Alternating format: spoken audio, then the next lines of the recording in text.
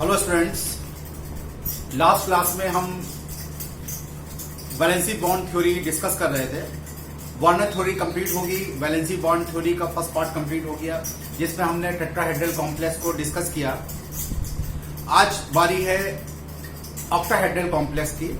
लेकिन आज के वीडियो लेक्चर की शुरुआत हम एक बोर्ड में आए हुए क्वेश्चन से करने जा रहे हैं, जो 2019 सीबीएसई में क्वेश्चन बोर्ड में पूछा गया था, जिससे आपको प्रैक्टिस होगी। जो आपने टेट्राहेड्रल कॉम्प्लेक्स पढ़ा है वो आपने कितना आपको समझ में आया। तो आज के वीडियो लेक्चर की शुरुआत हम करेंगे 2000 सीबीएसई 2019 में क्वेश्चन आया था, उससे करने जा रहे हैं। पहले उस क्वेश्चन का स्क्रीनशॉट लें, तब आगे बढ़ते हैं। देखिए ये क्वेश्चन है, although both this complex and this complex has sp3 hybridization. Both these complexes has sp3 hybridization. Yet nickel का कॉम्प्लेक्स जो है वो पैरामैग्नेटिक है, निकिल का ये कॉम्प्लेक्स पैरामैग्नेटिक है और निकिल का ये कॉम्प्लेक्स डायमैग्नेटिक है। क्यों डायमैग्नेटिक है? क्यों? दोनों कॉम्प्लेक्स की दोनों लिगेंड्स 4 हैं, कोऑर्डिनेशन नंबर 4 है। तो ऑब्वियस बात है कि या तो ज्योमेट्री जो होगी इसकी स्क्वायर प्लेनर होगी या टेट्राहेड्रल होगी। लेकिन आपको कह दिया जा रहा है कि टेट्राहेड्रल है, स्क्वायर प्लेनर से इसका कोई मतलब नहीं है। तो ये क्वेश्चन सॉल्व कैसे करेंगे? ये 2 नंबर में क्वेश्चन आया था सीबीएसई 2019 में। तो इस क्वेश्चन को हम सॉल्व करने जा रहे हैं कि इस क्वेश्चन को हम सॉल्व कैसे करेंगे। जैसे लास्ट वीडियो लेक्चर में डिस्कस किया था कि हम सबसे पहले ऑक्सीडेशन स्टेट निकालते हैं मेटल की। तो सबसे पहले इसको भी डालते हैं, 2 कॉलम बना लेते हैं, दोनों को डिस्कस करते हैं। 2 कॉलम से दोनों को डिस्कस करते हैं। पहले डिस्कस कर रहे हैं NiCl4 को। तो NiCl4 2-, इसमें इसकी ऑक्सीडेशन स्टेट +2। अब तक तो ऑक्सीडेशन स्टेट निकालना तो आप लोग जान ही गए होंगे। इसकी ऑक्सीडेशन स्टेट क्या होगी? +2। ठीक है। तो निकल ग्राउंड स्टेट में कॉन्फ़िगरेशन क्या होता है? आपको कॉन्फ़िगरेशन रटा होना चाहिए इस चीज का। 3d8 4s2 होता है। और निकिल +2 में कॉन्फ़िगरेशन क्या हो जाएगा इसका? निकिल +2 में कॉन्फ़िगरेशन क्या होगा? 2 इलेक्ट्रॉन निकाल दे रहा है, तो ये हो जाएगा 3d8 और 4s0। 3d8 4s0। उसके बाद d ऑर्बिटल,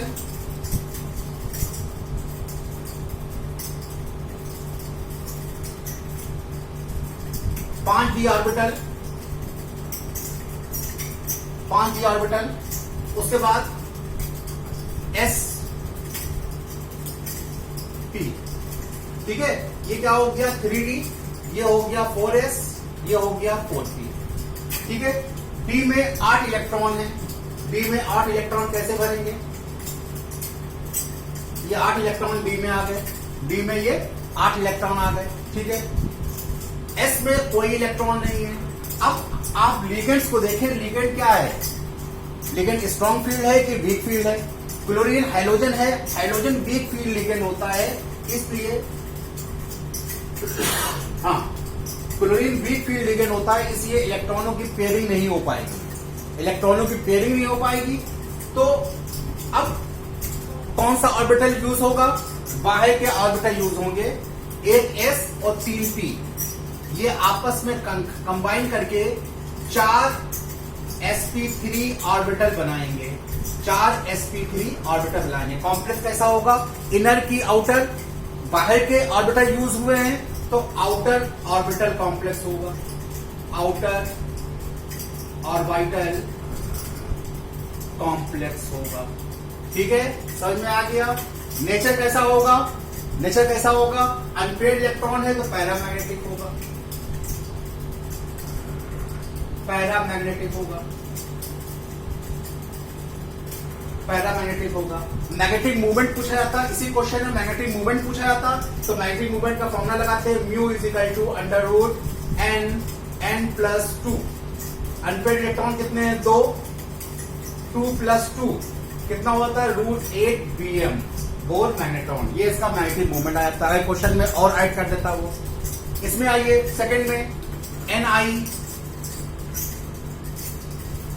CO4। अब यहां पे इसकी ऑक्सीडेशन स्टेट कितनी है, देखिए ये कार्बोनिल ग्रुप है CO ग्रुप, तो इसकी ऑक्सीडेशन स्टेट क्या होती है, 0 होती है। तो यहां पे ऑक्सीजन, इसका ऑक्सीडेशन नंबर कितनी होगी, 0। तो निकिल यहां पे क्या है, 0 ऑक्सीडेशन स्टेट में। तो निकिल का कॉन्ट्रीब्यूशन क्या होगा, 3d8 4s2, यानी कि इसने कोई इलेक्ट्रॉन लॉस नहीं किए। तो ग्राउंड स्टेट और एक्साइटेड स्टेट दोनों की कॉन्ट्रीब्यूशन क्या हो जाएगी, सेम हो जाएगी, सेम हो जाएगी। तो कॉन्ट्रीब्यूशन क्या हो, इसका क्या बनाएंगे आप, 4s 4p, 4d नहीं बनाएंगे, इसका यूज ही नहीं है, 4 वो है, 4 लिगेंड्स है, इसका यूज ही नहीं है। वही इलेक्ट्रॉन भर दिया आपने, एस में कितने इलेक्ट्रॉन आएंगे, अब इस केस में एस में कितने, एस के इलेक्ट्रॉन निकले ही नहीं है क्योंकि ऑक्सीडेशन स्टेट क्या है, 0 है। तो एस में कितने इलेक्ट्रॉन होंगे, 2 इलेक्ट्रॉन होंगे एस में। अब देखिए जो ये कार्बोनिल है CO, ये क्या होता है, स्ट्रॉन्ग फील्ड लिगेंड होता है। कार्बोनिल, हमने आपको टेबल बनवाई है, कार्बोनिल जो है वो स्ट्रॉन्ग फील्ड लिगेंड है। स्ट्रॉन्ग फील्ड लिगेंड क्या करते हैं, पेयरिंग कर देते हैं। ये इसके साथ साथ इन इलेक्ट्रॉनों को भी पेयर कर देते हैं।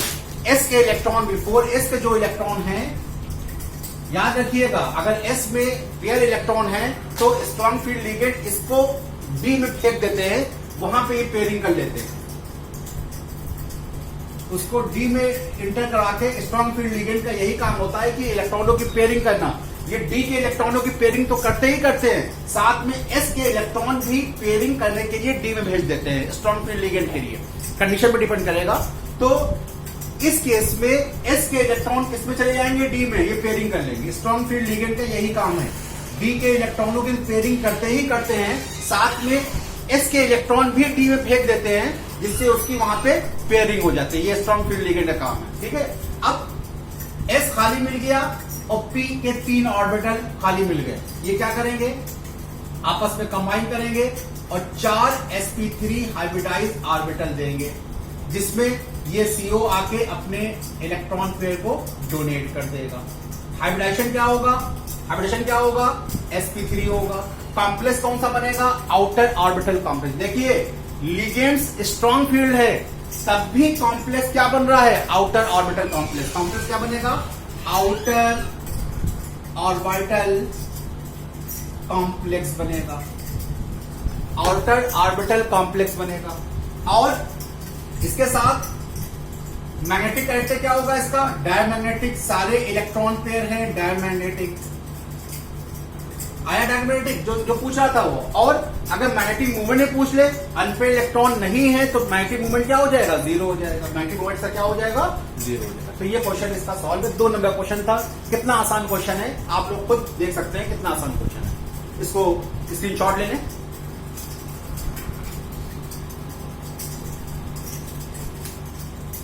चलिए अब हेडिंग देंगे,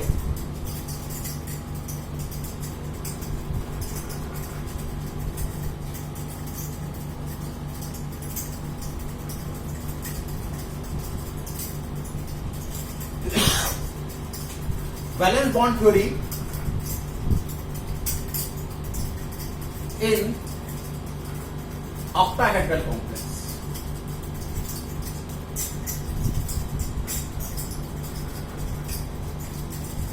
कोऑर्डिनेशन नंबर 6, कोऑर्डिनेशन नंबर 6, ये हेडिंग देंगे। इसको शुरू करने से पहले हम 3-4 पॉइंट लिखवा रहे हैं, जो कि आपके लिए बहुत ही हेल्पफुल होंगे इस कोऑर्डिनेशन नंबर 6 को समझने के लिए। तो पहला पॉइंट लिखेंगे,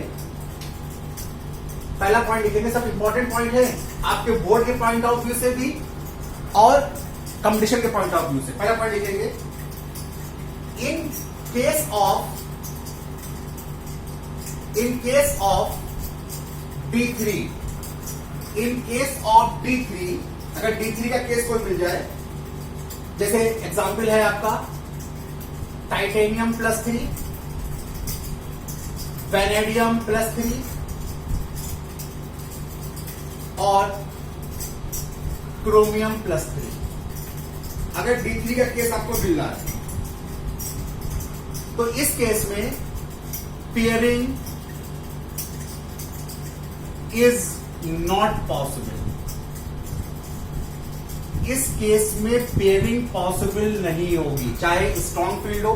वीक फील्ड तो पेयरिंग करते ही नहीं है, स्ट्रॉन्ग फील्ड भी होगा और D3 का केस है तो पेयरिंग पॉसिबल नहीं, pairing is not possible. So pairing is not possible. ठीक है, मैं इतना लिख लीजिए, ज्यादा नहीं लिखूंगा। In case of D3 pairing is not possible. देखिए अगर D3 का केस है, अगर D3 का केस है ये, तो अनपेयर्ड इलेक्ट्रॉन कितने होते हैं? अनपेयर्ड इलेक्ट्रॉन कितने होंगे? 3 होंगे। और आपको मैं बता चुका हूं डी ब्लॉक एलिमेंट्स में कि ये 2 सेट होते हैं। देखिए जो ये कॉन्सेप्ट मैं आपको समझा रहा हूं, जो हमने लिखवाया in case of D3 pairing is not possible. क्यों पेयरिंग पॉसिबल नहीं है ये मैं बता रहा हूं, लेकिन ये वैलेंसी बॉन्ड थ्योरी का पार्ट नहीं है, ये क्रिस्टल फील्ड थ्योरी का पार्ट है। वैलेंसी बॉन्ड थ्योरी एजम्पशन पे बेस्ड थी, क्रिस्टल फील्ड थ्योरी ने सब कुछ आपको पूरा एजम्पशन को सही करके बताया। तो जो ये मैं समझाने जा रहा हूं ये वैलेंसी बॉन्ड थ्योरी का पार्ट नहीं है, ये क्रिस्टल फील्ड थ्योरी का पार्ट है। लेकिन मैं इसको अगर इंट्रोड्यूस नहीं करूंगा तो आपको ये बात समझ में नहीं आएगी। ठीक है, तो आपको पता है कि ये 2 ऑर्बिटल कौन से होते हैं, बता चुका हूं मैं कि T2G और EG ऑर्बिटल होते हैं। T2G और EG ऑर्बिटल होते हैं। अब देखिए T2G ऑर्बिटल क्या है? हाफ फील्ड है। T2G ऑर्बिटल हाफ फील्ड है और EG में कोई इलेक्ट्रॉन ही नहीं है, तो T2G ऑर्बिटल अपनी स्टेबल कंडीशन में है, हाफ फील्ड है, स्टेबल कंडीशन में है। इसलिए अगर इसको पेयर कर देंगे, पेयर कैसे होगा? पेयर कैसे होगा? ऐसे ही तो पेयरिंग हो सकती है। अब पेयर कर देंगे तो ये क्या हो जाएगा? अनस्टेबल हो जाएगा। हाफ फील्ड था, स्टेबल है, इसके 3 ऑर्बिटल हैं, 3 ऑर्बिटल को स्टेबल होने के लिए तो 3 चाहिए, 6 चाहिए। अगर इसको पेयरिंग कर देंगे इस तरह से तो ये अनस्टेबल हो जाएगा। इसलिए D3 के केस में पेयरिंग पॉसिबल नहीं है। लिख लीजिए, ये आपके काम आएगा, इंपॉर्टेंट पॉइंट है। D3 के केस में पेयरिंग पॉसिबल नहीं है। ठीक है, चाहे वीक फील्ड हो चाहे स्ट्रॉन्ग फील्ड हो। उसके बाद सेकेंड पॉइंट लिखेंगे, इसका स्क्रीनशॉट ले लें।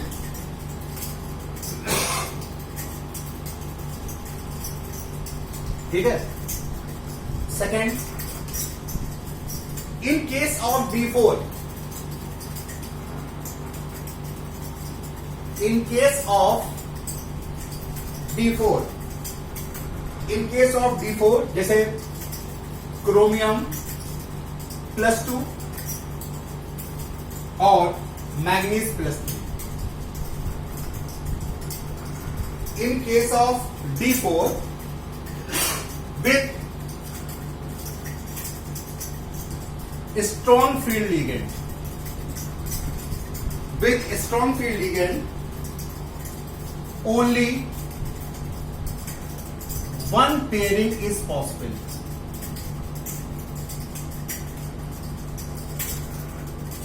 With strong field ligand only one pairing is possible. कैसे? इसका रीजन भी सेम है जैसे मैंने अभी बताया। अगर D4 होगा, अगर D4 होगा, D4 होगा तो ये क्या है? आपका T2G है,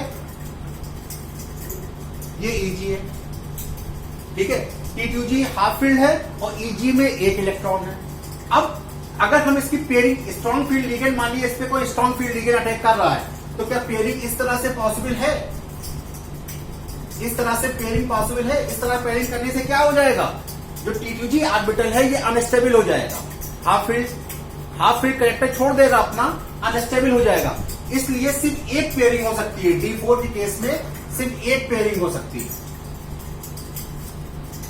इस तरह से पेयरिंग हो सकती है, इस तरह से पेयरिंग हो सकती है। तो अनपेयर्ड इलेक्ट्रॉन कितने मिलेंगे? D4 का केस हो और स्ट्रॉन्ग फील्ड लिगेंड हो, D4 का केस हो, D4 with strong field ligand, D4 with strong field ligand, 2 unpaired electron मिलेंगे। याद रखिएगा, 2 अनपेयर्ड इलेक्ट्रॉन आपको मिलेंगे। D4 का केस हो with strong field ligand, 2 unpaired electron मिलेंगे। ठीक है, अगर D4 का ही केस हो और वीक फील्ड लिगेंड हो, इसका स्क्रीनशॉट ले पहले। अब देखिए, अगर D4 का ही केस हो और वीक फील्ड लिगेंड हो, अब वीक फील्ड लिगेंड तो पेयरिंग करता ही नहीं है। जब पेयरिंग करेगा नहीं तो अनपेयर्ड इलेक्ट्रॉन कितने मिलेंगे? 4 अनपेयर्ड इलेक्ट्रॉन मिलेंगे। 4 एम्पेयर मिलेंगे। ठीक है, तो मैग्नेटिक मूवमेंट किसका ज्यादा होगा? स्ट्रॉन्ग फील्ड के साथ D4 का केस हो तो मैग्नेटिक मूवमेंट किसका ज्यादा होगा? स्ट्रॉन्ग फील्ड के साथ कि वीक फील्ड के साथ? ये जवाब दीजिएगा हमको कमेंट बॉक्स में लिख के, किसका ज्यादा होगा? बस हमने ये केस बता दिया कि D4 का केस है, D4 के केस में पेयरिंग सिर्फ अगर स्ट्रॉन्ग फील्ड लेंगे तो पेयरिंग सिर्फ एक होगी, क्योंकि अगर दूसरी पेयरिंग करेंगे तो T2G का हाफ फील्ड करेक्टर जो है वो डिस्टर्ब होगा और वो अनस्टेबल हो जाएगा। ठीक है, थर्ड,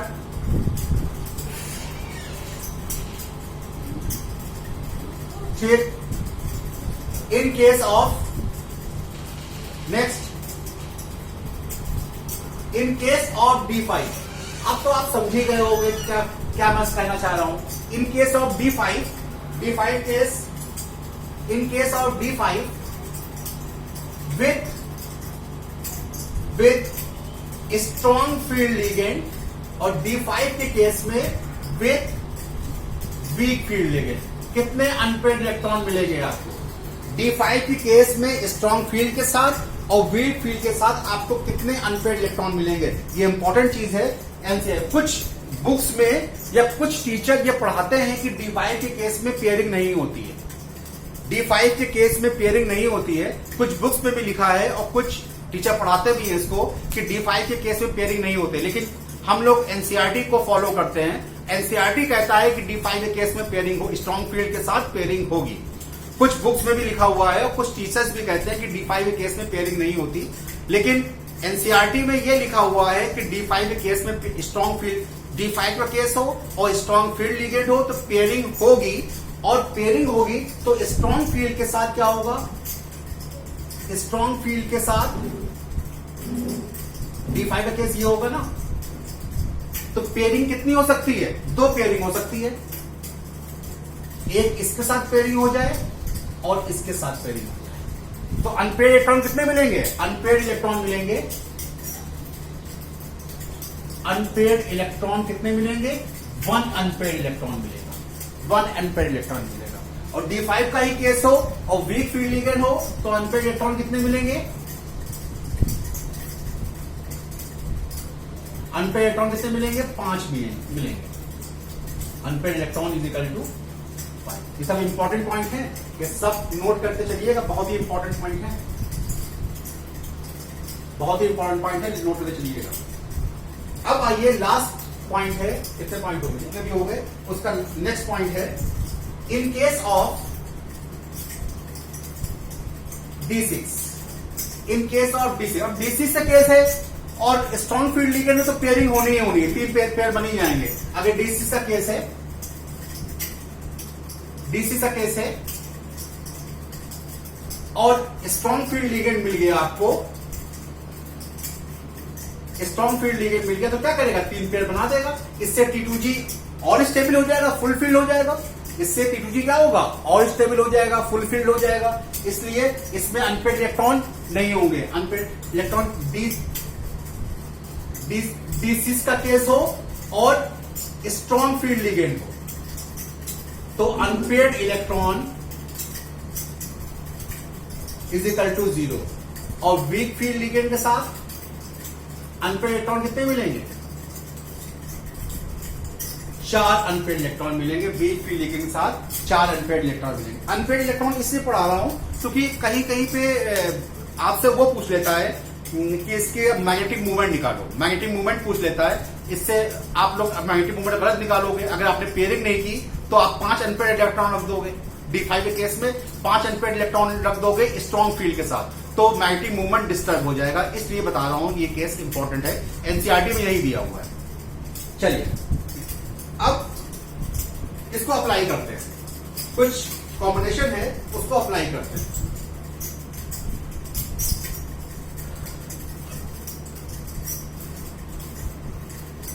दो एग्जाम्पल है, एक है FeCN6 FeCN6 4 माइनस और FeCN6 3 माइनस। जिसको समझ में आ गया है वो लोग वीडियो पॉज करके इसको सॉल्व भी कर सकते हैं। ठीक है, पहले स्क्रीनशॉट ले इसके क्वेश्चन का। ठीक है,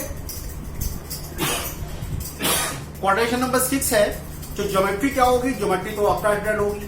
ठीक है, अब ये देखना है आपको जो हाइब्रिडाइजेशन आएगा वो sp3d2 आएगा कि d2sp3 आएगा, ये देखिए सॉल्व कीजिए। यहाँ पे आयरन की ऑक्सीडेशन स्टेट कितनी है, +2 है, निकाल लीजिएगा +2 है। यहाँ पे आयरन की ऑक्सीडेशन स्टेट कितनी है, +3 है। ठीक है, अब आयरन का एटॉमिक नंबर कितना होता है, 26। आयरन ग्राउंड स्टेट में कॉन्फ़िगरेशन कितना होता है, 3d6 4s2 है। ठीक है, और जब ये +2 स्टेट में आएगा, +2 स्टेट में आएगा तो ये क्या हो जाएगा, 3d6 4s0 आ जाएगा, यानी कि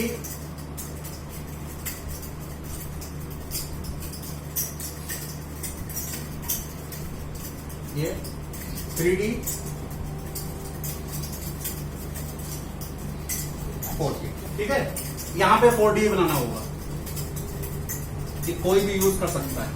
ठीक है, अब 6 भर दीजिए, 1 2 3 4 5 6, ये आ गया 3d, ये हो गया 4p, ये हो गया 4s, ये हो गया 4।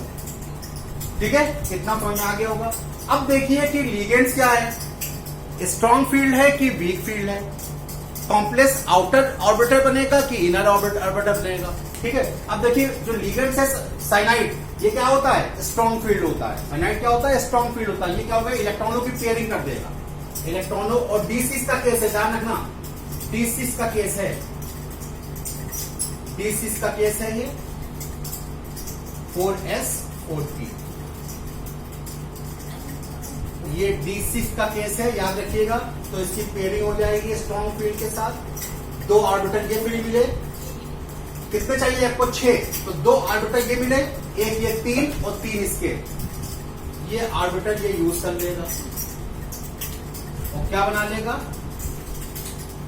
D2 6 D2sp3 हाइब्रिडाइज ऑर्बिटल बनाएगा। 6 D2sp3 हाइब्रिडाइज ऑर्बिटल बनाएगा। ये कैसे होंगे, ये कैसे होंगे, D2sp3 hybridize orbital, inner orbital complex होगा, अनपेड इलेक्ट्रॉन नहीं होगा, कॉम्प्लेक्स डायमैग्नेटिक होगा, मैग्नेटिक मूवमेंट 0 होगा। ठीक है, हाइब्रिडाइजेशन D2sp3,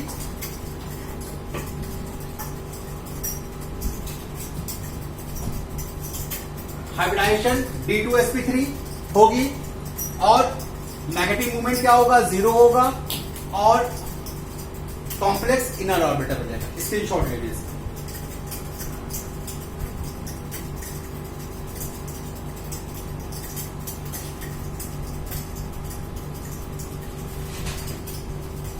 ठीक है, उस पे आइए, ये दोनों सेम हो गए। अच्छा ठीक, ओके, स्क्रीनशॉट ले लिया। अब यहां पे आइए, इसको सॉल्व करते हैं। यहां पे इसकी ऑक्सीडेशन स्टेट कितनी है, यहां पे इसकी ऑक्सीडेशन स्टेट कितनी है, +3 है। अब क्या होगा, एक इलेक्ट्रॉन यहां से निकल जाएगा। अब ग्राउंड स्टेट में +3 स्टेट में कॉन्फ़िगरेशन क्या होगा इसका, D5।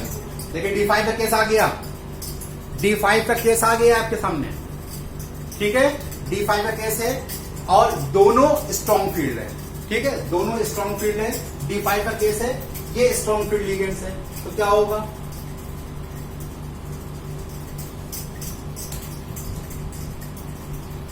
D5 3D 4s 4p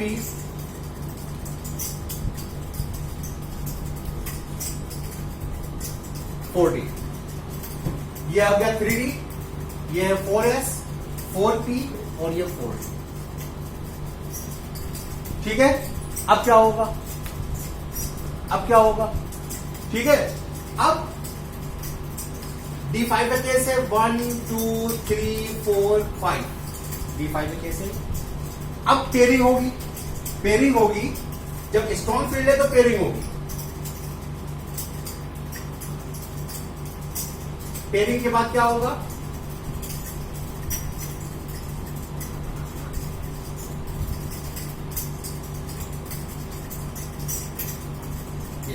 दो ऑर्बिटल मिल गए, दो ऑर्बिटल मिल गए।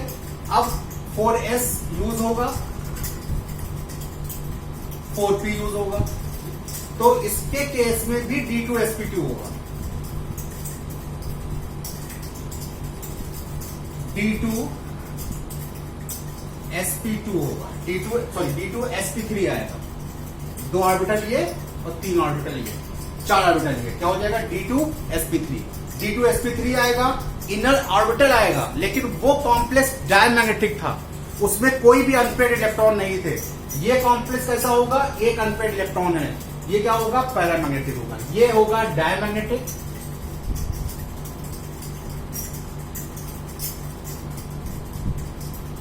डीसी का केस है, देख लेना, ये डीसी का केस है, ये पैरामैग्नेटिक होगा,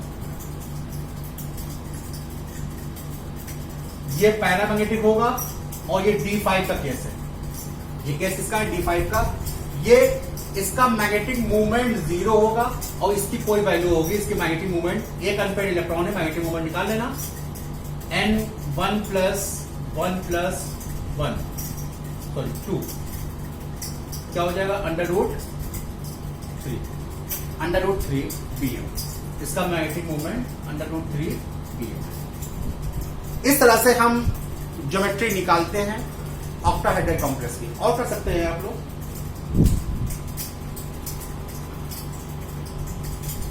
जैसे ये है,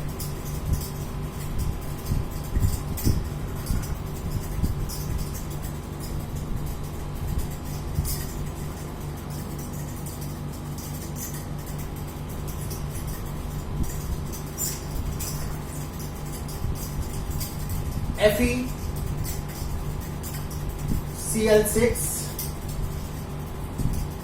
3-, FeCl6 3-।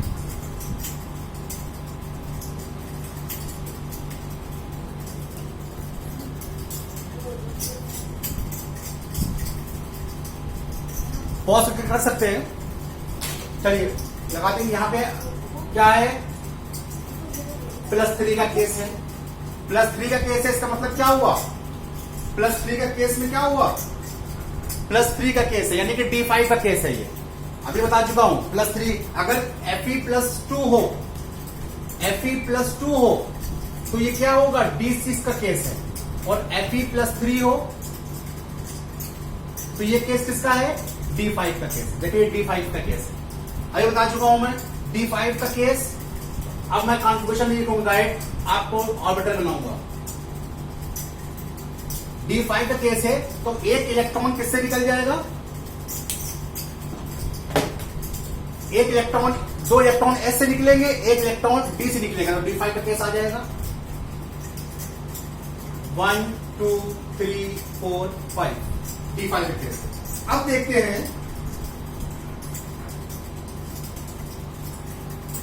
अब ये देखते हैं कि कॉम्प्लेक्स जो लिगेंड्स है वो कैसा है, लिगेंड्स स्ट्रॉन्ग फील्ड है कि वीक फील्ड है, ये पेयरिंग करेगा कि नहीं करेगा। देखो यहां पे ये वीक फील्ड है, अब पेयरिंग नहीं होगी, अब क्या यूज होगा, ये हो गया 3D, ये हो गया 4s, ये हो गया 4p और ये हो गया 4d। अब पेयरिंग तो होनी नहीं है, क्यों, क्योंकि लिगेंड कैसा है, लिगेंड है वीक फील्ड, अब पेयरिंग नहीं होगी। अब बाहर का 4D यूज होगा, एक S यहां का और sp3 d2। अब कॉम्प्लेक्स के सब ये जो हाइब्रिडाइजेशन आएगी आपकी 6 ऑर्बिटल की, 6 ऑर्बिटल जो आएगी, इसे क्या कहेंगे, sp3 d2 कहेंगे। ये आउटर ऑर्बिटल कॉम्प्लेक्स बनेगा,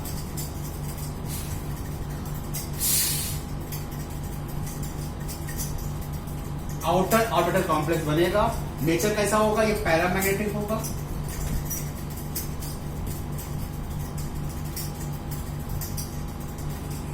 पैरामैग्नेटिक होगा, पैरामैग्नेटिक। ठीक है, समझ में आ गया, स्क्रीनशॉट लें। स्क्रीनशॉट लें।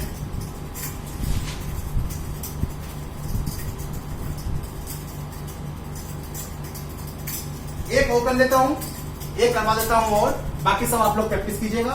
जो दिक्कत हो वो आप कमेंट बॉक्स में आके कमेंट करके अपने प्रॉब्लम को सॉल्व करवा सकते हैं। चलिए इसका करते हैं। CR NH3 6 3+। क्या करिए, क्रोमियम की ऑक्सीडेशन शक्ति कितनी होगी? यहाँ +3 होगी। क्रोमियम में क्या होता है? क्रोमियम का कॉन्फ़िगरेशन 24 होता है, सॉरी एटॉमिक नंबर 3d5 और 4s1 होता है। अब +3 है तो ये केस किसका है? D3 का केस है ये, ध्यान रखिएगा। 3 इलेक्ट्रॉन निकालिए इसमें से, तो क्या आएगा? क्रोमियम +3 स्टेट में क्या हो जाएगा? ये 3d, एक इलेक्ट्रॉन इससे निकल जाएगा, एक इलेक्ट्रॉन इससे निकलेगा और 2 इलेक्ट्रॉन इससे निकलेंगे, तो ये क्या हो जाएगा? 3d3 4s0, 3d3 4s0। देखिए बहुत अच्छा है, बहुत इंपॉर्टेंट है। D3 का केस है। अब देखिए